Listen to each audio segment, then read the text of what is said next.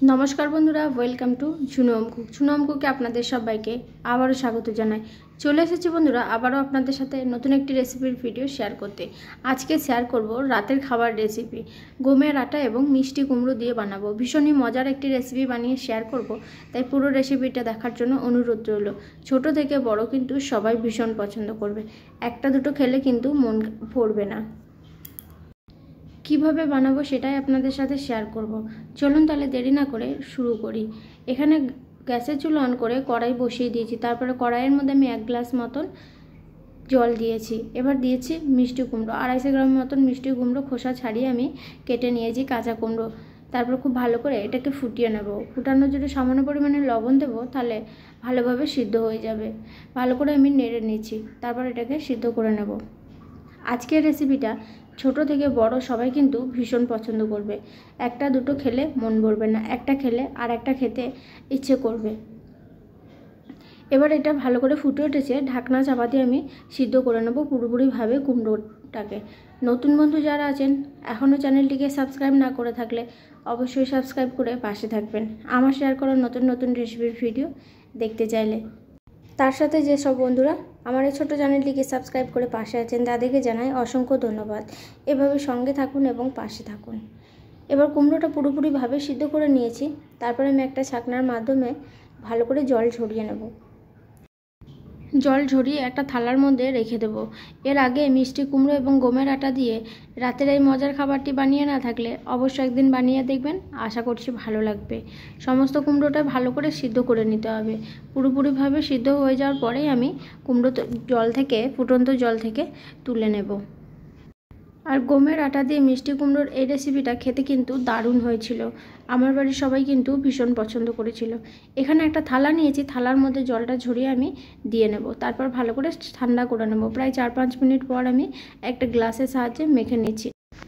আপনারা যদি সিদ্ধ করা কুমড়োটাকে মিক্সি জারে পেস্ট করতে চান তাহলে অবশ্যই ভালো করে ঠান্ডা করে নিয়ে তারপর মিক্সি জারে একদম মিহি করে পেস্ট করে নেবেন। আমি একটা গ্লাসের পিছনের সাহায্যে মেখে নিচ্ছি। পুরোপুরিভাবে মাখা হয়ে গেছে। এবার এটাকে আমি পাশে রেখে দেবো। আর এদিকে একটা বড় কাচের বাটি নিয়ে নিয়েছি আটা ডো বানানোর জন্য। এখানে আমি 2 বাটি মতো আটা নিয়েছি। আপনারা অবশ্যই আটার পরিমাণটা বাড়িয়ে কমিয়ে নিতে পারেন। তারপর আমি আটাটাকে দিয়ে দিলাম। আটাটার মধ্যে লবণ আর দিয়ে দেবো সামান্য পরিমাণে হিং। একটা সুন্দর ডো তৈরি করতে হবে। এখানে 1 চিমটি মতন হিং নিয়েছি আর লবণ। তারপরেই দিয়ে দিচ্ছি তেল। 2 থেকে 3 চামচ মতন তেল দিয়েছি। এবার ময়ানটা ভালো করে দিয়ে নেব। আটা এবং তেলটা ভালো করে মিশিয়ে নেব। প্রায় 2 মিনিট মতন তেল আটার সাথে ভালো করে হাত দিয়ে এভাবে মেখে নিচ্ছি। ভালো করে মাখা হয়ে গেলে তারপর আমি দিয়ে দেবো এর মধ্যে আগে থেকে সিদ্ধ করে নেওয়া মিষ্টি কুমড়োর মাখা। মিষ্টি কুমড়োটা আমি একটা ছাকনার সাহায্যে মেখে তারপরে দিয়ে নেব। যেহেতু আমি গ্লাসের সাহায্যে করেছি তাই একটু দানা দানা ভাব আছে। এভাবে ছাকনির সাহায্যে আমি বের করে নেব। আপনারা তো মিক্সির জারে পেস্ট করলে এতটা দেরি লাগবে না, আরও সহজ হয়ে যাবে কাজটা। এবার যে মাখা মিষ্টি কুমড়োটা নিয়েছি আর আটাটা খুব ভালো করে মেখে নেব। প্রথমে আটার সাথে ভালো করে মেখে নেব, তারপর অল্প অল্প জল দিয়ে ডো তৈরি করে নেব। যেমন আমরা রুটি পরোটা ডো মেখে থাকি ঠিক সেরকমভাবেই ডোটা তৈরি করে নেব। সেদ্ধ কুমড়োর সাথে আটা ভালো করে মেখে নিয়েছি। খুব একটা পাতলা বা টাইট হবে না এই ডোটা। এবার অল্প অল্প করে জল দিয়ে মেখে নেব। একটু সময় দিয়ে ভালো করে ডোটাকে তৈরি করে নেব। হাত দিয়ে ভালো করে মেখে নেব। তারপর আমি 10 মিনিটের জন্য রেস্টে রেখে দেব। 10 মিনিট পর ফিরে এসে তারপর ডোটাকে আবারও ভালো করে মেখে নেব। ডোটা খুব সুন্দরভাবে মেখে নিয়েছি। এবার একটা থালা চাপা দিয়ে 10 মিনিটের রেস্টে রাখবো। 10 মিনিট পর ফিরে এসে ডোটা আবারও ভালো করে মেখে নেব। 10 মিনিট পর ফিরে এসে থালাটা আমি খুলে নিলাম। এবার ডোটাকে আবারও 2-3 মিনিট মতন ভালো করে হাত দিয়ে মেখে নেব। 2-3 মিনিট মতন মাখা হয়ে গেলে তারপর আমি লেচি কেটে নেব ডোটাতে।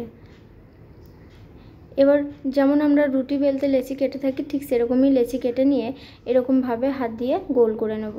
একইভাবে সমস্ত লেচিগুলোকেই গোল করে নেব। এবার এখানে আমি নিয়েছি, অল্প একটু তেল মাখিয়ে দিলাম, তারপর বেলে নেব। প্রথমে একটু ছোট রুটির মতন বেলে নিচ্ছি, তারপরে মাঝখানে তেল দিয়ে দেবো। তেল দিয়ে চারিদিকে তেলটা লাগিয়ে দেবো রুটির গায়ে। তারপর তেলটা ভালো করে লেগে গেলে এবার আমি এটাকে পরোটা শেপে বেলে নিচ্ছি। হাত দিয়ে একটু প্রেস করে দিলাম, আবারও ময়দা দিয়ে পরোটার সাইজে বেলে নেব। অনেক বেশি বড় বা ছোট করব না, একটু মাঝারি সাইজেই বেলে নিচ্ছি। তারপরে একটা একটা করে একইভাবে সবগুলো বেলে নেব। ঠিক এরকমভাবেই বেলে নিয়েছি বন্ধুরা। এবার আমি থালার মধ্যে রেখে দিচ্ছি। আর এদিকে আমি আগে থেকেই গ্যাসের চুলা অন করে একটা ননস্টিকের তাওয়া বসিয়ে দিয়েছি। তারপর তাওয়া গরম হয়ে গেছে, তাওয়ার মধ্যে দিয়ে দিলাম বেলে রাখা পরোটা। তারপরে দু পিঠ ভালো করে সেঁকে নিয়ে তেল দিয়ে আবারও সেঁকে নিচ্ছি। দু পিঠ ভালো করে ভাজা হয়ে গেলে তারপর আমি তুলে নেব। একটা একটা করে সব পরোটাগুলো আমি একইভাবেই বানিয়ে নেব। আর এগুলো খেতে কিন্তু ভীষণ নরম হবে আর দারুণ সুন্দর কিন্তু ফুলেও উঠেছিল বানানোর সময়। এবার দু পিঠ ভালো করে সেঁকে নিয়ে আবারও তেল দিয়ে দিচ্ছি। তেল দিয়ে আবারও ভালো করে সেঁকে নিলাম, তারপর আমি তুলে নিচ্ছি। একইভাবে সবগুলোই সেঁকে নিয়েছি। আশা করছি বন্ধুরা আজকে শেয়ার করা মিষ্টি কুমড়ো এবং গমের আটা দিয়ে পরোটার রেসিপির ভিডিওটা আপনাদের ভালো লেগেছে। তাই ভালো লাগলে অবশ্যই লাইক কমেন্ট শেয়ার করতে ভুলবেন না। এবার আমি একটা পরোটা আপনাদেরকে দেখাচ্ছি কতটা নরম হয়েছে। ছোট থেকে বড় সবাই কিন্তু ভীষণ পছন্দ করবে আর সবাই খেতে ভীষণ ভালোবাসবে। অবশ্যই বন্ধুরা একদিন বাড়িতে বানিয়ে দেখবেন আমার মতো করে, আশা করছি আপনাদেরও ভালো লাগবে।